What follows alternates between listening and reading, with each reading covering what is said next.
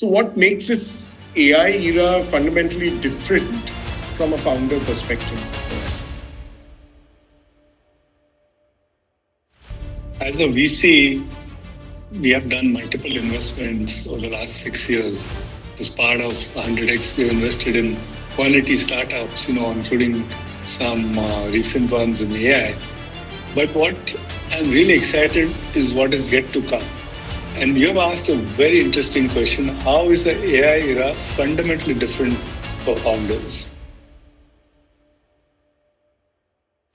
So I think thanks for bringing that clarity as such for a lot of people. So in an AI world, Ninad, what kind of talent becomes truly valuable for startups and founders over here, right? Because there's so much of noise happening. People are seeing so many things every day. So what makes this difference?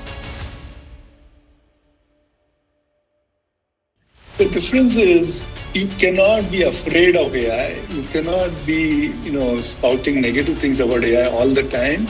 And most importantly, you cannot compete with AI. In US, where they've got seed checks, the AI first company seed checks of $1 billion plus. 1.1 billion, 1.19 billion, and 2 billion, three companies, startups. The value of why are people putting that kind of money in those startups? Because they're seeing talent. And we look forward to chatting with you again soon. So. Thank you, Pat, for inviting me. Thank you, ThirdBracket. If I have to leave a last one-liner, in the earlier era, capital was a differentiator. Today and tomorrow, intelligence will be a differentiator.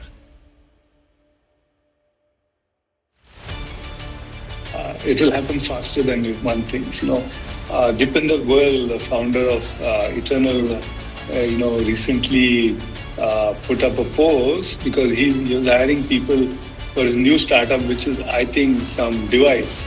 Correct. And it was fascinating. He wanted founders who are physically fit, who have a BMI of a certain ratio.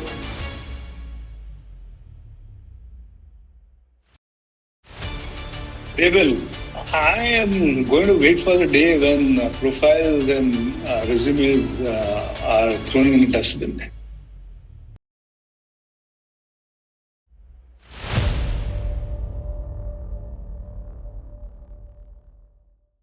Hello, everyone, and welcome to this round of ThirdBracket Talk series.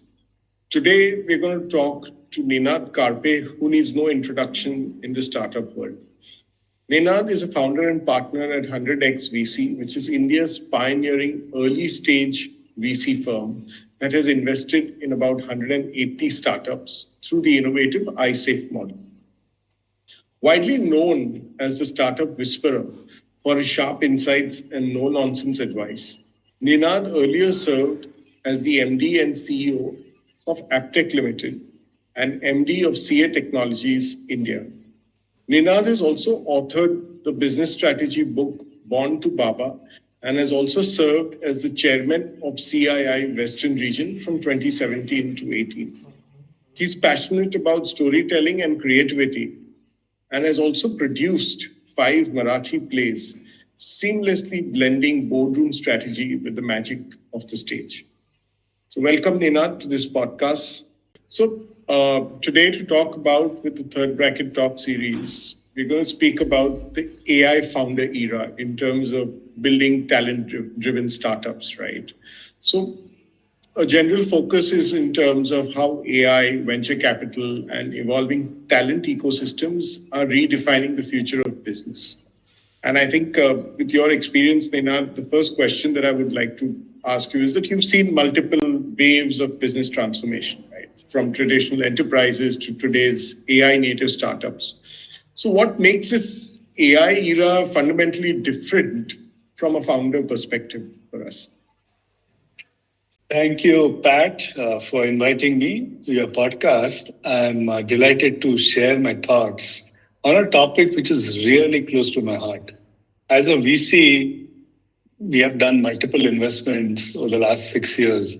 As part of 100x, we invested in quality startups, including some recent ones in AI. But what I'm really excited is what is yet to come. And you have asked a very interesting question. How is the AI era fundamentally different for founders?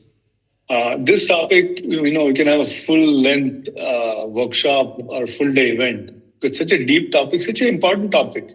Actually, not just for founders, but for an entire generation of young girls and boys and not so young girls and boys. All the earlier eras and revolution, industrial, digital, meant a huge leapfrog in productivity because of huge productivity gain, reduction of cost, and people had better standard of living. You got better products. Countries progressed. All that was part of all the earlier revolutions or eras. I had always thought that human beings have proprietary over intelligence. I'm wrong. In my lifetime, I never thought that intelligence could become programmable. It is now. That's a big difference. Now, with that, if intelligence is programmable, it opens a huge doors and huge opportunities for founders. Today, if you want intelligence, any business activity in any large enterprise has a lot of people, which has intelligence gathered over a number of years, huge resources, huge capital, many years of experience. All that can be coalesced by a founder sitting in Bandra, sitting in Dehradun, and using AI. You don't need an army of people to have that kind of intelligence. Then what is the distinction if that is happening? The distinction for a founder is basically speed of execution. He will have access to all of this AI, all of this intelligence. He has to focus on speed of execution. And also, I think clarity of thought, right? Absolutely. What you need, because this intelligence that we talk about ideally will be programmable to an extent in the direction that you would also want it to, in terms of the output that you need, right? So, and therefore, there's this leads me to my next question, Ninad, is that there's this growing belief that AI could enable extremely lean companies, like even one-person unicorns is what I'm noticing, right? So, do you see that becoming a reality, or is typically human talent still the ultimate differentiator for us? My answer to both is yes. But I will be truly delighted when I find or when there is a one-person unicorn from India. Sam Altman had spoken about it first. It really broke the internet. And then I had written a blog on it also, and a lot of people liked it. I truly believe it can happen. I really sincerely believe it can happen, and it can happen in a back door in India. Why am I so confident? There is an example, of course, not a unicorn, but in Israel, there's a person who started a company called Base 44, Mor Smolo, SHLOMO. So I don't know how it's pronounced, but Slomo. Right.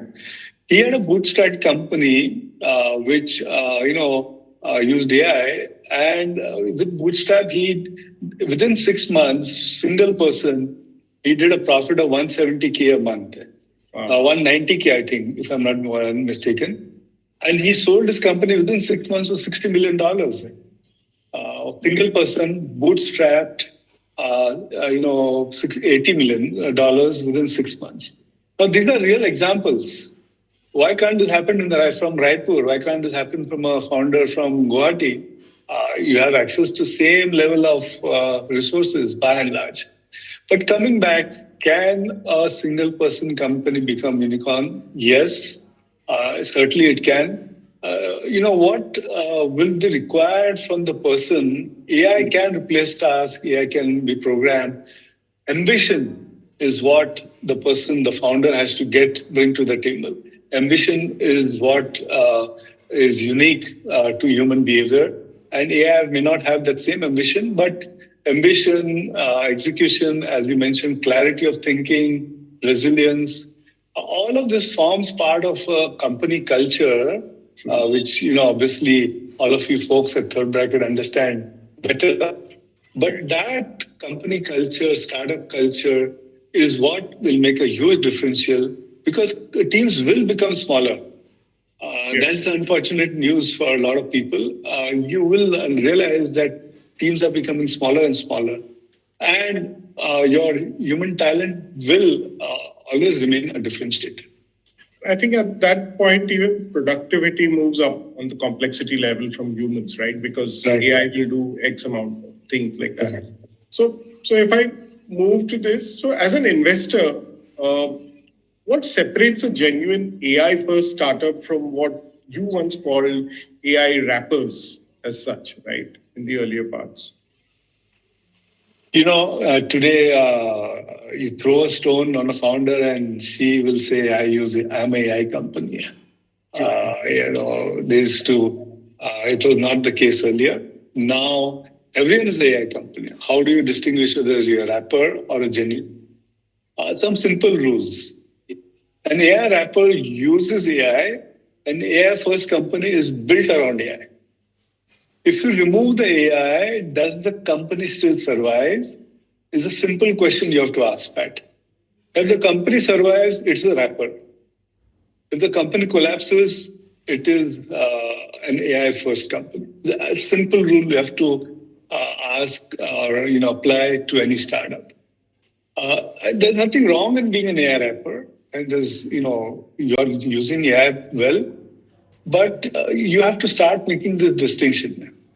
AI first company has AI deeply embedded in the entire business model, in the entire foundation. If you remove it, the foundation comes out and collapses. That's an AI first company. True. I think thanks for bringing that clarity as such for a lot of people. So in an AI world, Ninad, what kind of talent becomes truly valuable for startups and founders over here, right? Because there's so much of noise happening. People are seeing so many things every day. So what makes this difference? The difference is you cannot be afraid of AI. You cannot be, spouting negative things about AI all the time. And most importantly, cannot compete with AI. Saying, Pat is smarter than all the AI models combined, or Ninad is damn good. You have to learn to collaborate with it. Use your native knowledge, your native intelligence, and collaborate with AI.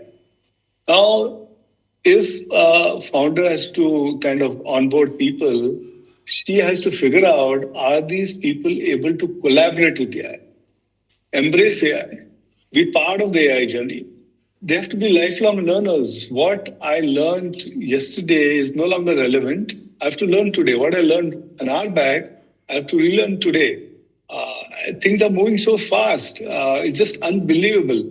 Pat, in the last 6 months, I have real stories, advanced machine intelligence, Affable, and there's one more company in US where they've got seed checks. The AI first company, seed checks of $1 billion plus. 1.1 billion, 1.19 billion, and 2 billion, 3 companies, startups. Now, this is the value of the. Now, why are people putting that kind of money in those startups? Because they're seeing talent. True. They're seeing the importance of talent. It is nothing but talent. And you guys, again, I'm repeating, understand importance of talent. But this is how talent is important in an AI era. True. And I think talent is going to be the driving force with the AI era together. And that typically, I think it just brings across the next one. So with all this piece, you just spoke about hiring for collaborative people with a mindset. So do you think startups will also start hiring differently over the next 3 to 5 years because of AI, especially around skills like agility and smaller teams, right?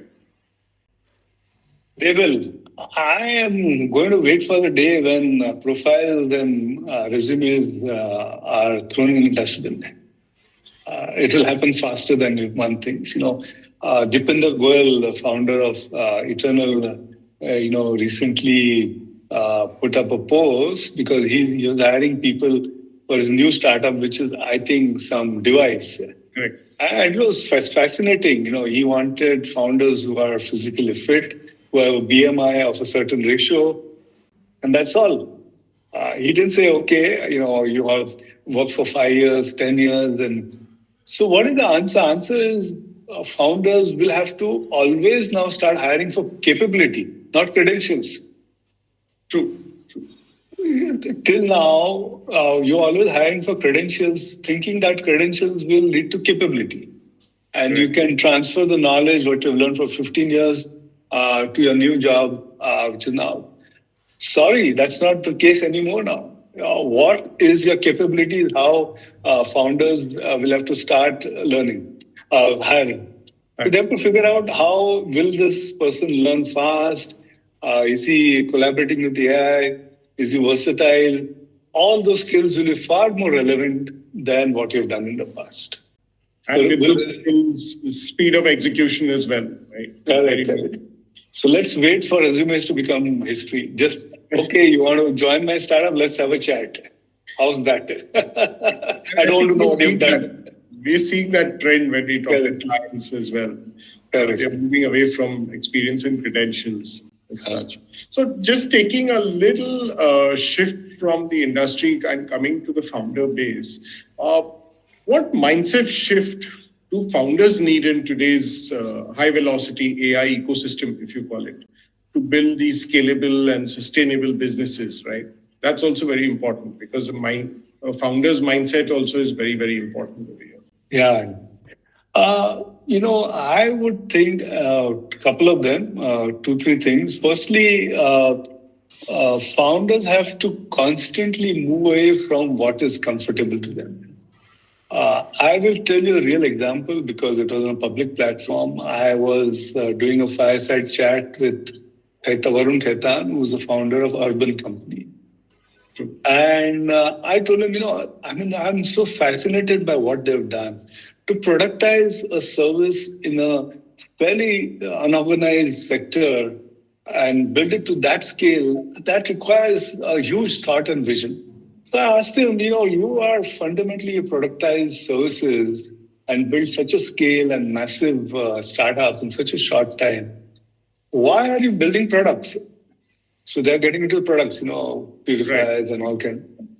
Aren't you a productized service company? Why are you building products? What's wrong?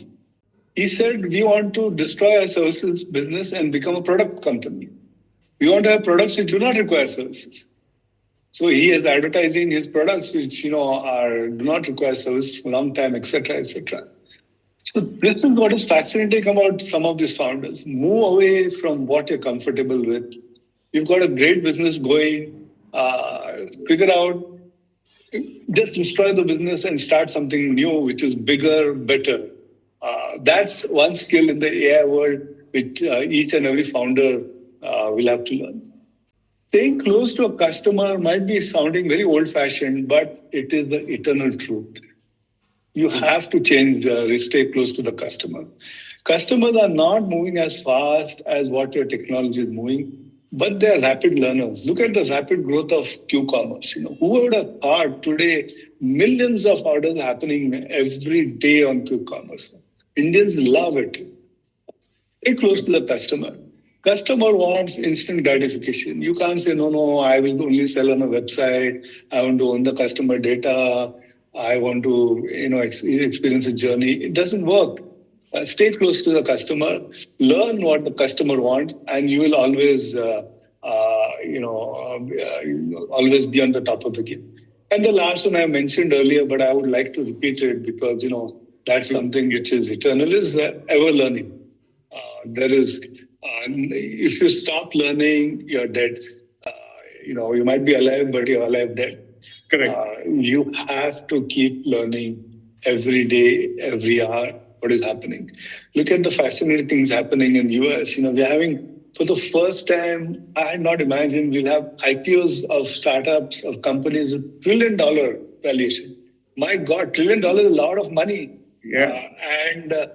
Why is it happening? Because people are giving that kind of a value to the person's thoughts, ideas, execution, which was never the case so far earlier. Earlier it was, product, what is the traction? Will you do $1 trillion? No, valuation P ratio and this and that. Out of the window. Great idea, great execution, $1 trillion valuation. So this is what is happening. And I think that valuation and the entire shift is happening across the stock markets in the world as well, right? We are seeing that change happening as well. Just bringing this story to India as such. So, I mean, India right now is at a cusp also, right? It's producing incredible startup energy right away. We can see that.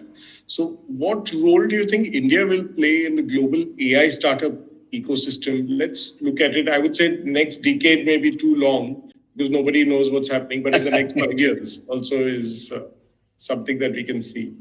So I have two beliefs. First is India has not, close to building foundation models. Although we have some success stories, the world is far ahead in terms of building foundational models because they are using that capital and all kind of money. And of course, China has shown that they can also build foundation models with fairly tight budgets. But and we do have some success stories, Sarvam and other stories, but still we are lagging behind. But there is still a massive opportunity for India. Firstly, we will be a large consumer of AI. Just the size of people, the penetration we have of internet, mobile phones, we will become one of the largest consumers of AI. And on top of that, the skills we have of people in India, we can become, really speaking, the capital for all AI-led businesses in the world. Whatever real-world problems you have across the world, can AI solve? Answer is yes. All problems they can solve. There's no question. What is it that you want to pick to solve real world problems? India can truly become a leader in it. I'm sure we'll catch up with the foundational models. Hopefully I remain optimistic, although there are just some early sprouts. But foundational model will catch up. We have so much talent available. We'll be a large consumer. And I think in terms of building AI-led businesses, solving real-world problems, there's no doubt in my mind we'll become the leader. And we hope so too, right? So yeah, but thank you, Ninad, for having this conversation with us. Indeed, as always, every conversation with you is very insightful, and it throws up different ideas and things as such. So thank you for your time, and we look forward to chatting with you again soon. Thank you, Pat, for inviting me. Thank you, ThirdBracket. If I have to leave a last one-liner, in the earlier era, capital was a differentiator. Today and tomorrow, intelligence will be a differentiator. So ride on the gravy train and you will succeed. Thank you again for inviting me. Thank you, Ninad. Thanks. Thank you, Ninad, for this very insightful episode, spending time with us at ThirdBracket. Really gives you so much more insight and food for thought, right, in terms of how we are heading and where we are heading. Thank you once again for your time. Right. Also, stay tuned for the next upcoming ThirdBracket Talk series. We have some very interesting guests from the supply chain industry coming up and also from the pharma industry as well. Thank you, everyone.